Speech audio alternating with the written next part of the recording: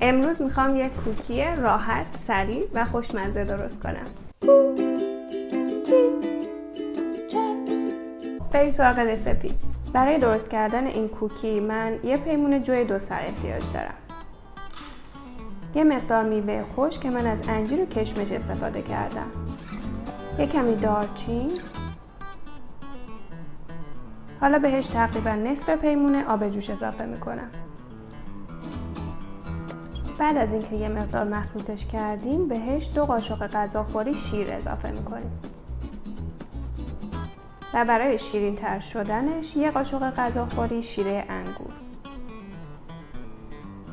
خوب با هم مخلوطشون میکنیم و توی سینی فر کاغذ روغنی پهن میکنیم. کوکی ها رو با قاشق توی ظرف فر میذاریم.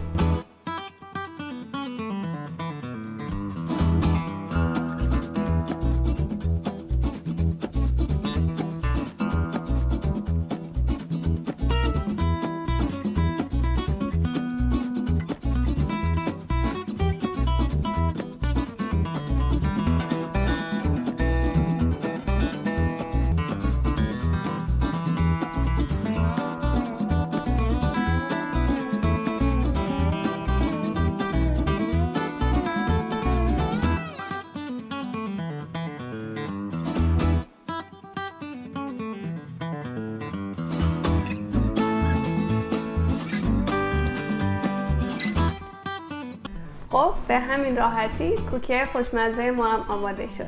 امیدوارم شما هم درست کنید و لذتش رو ببرید.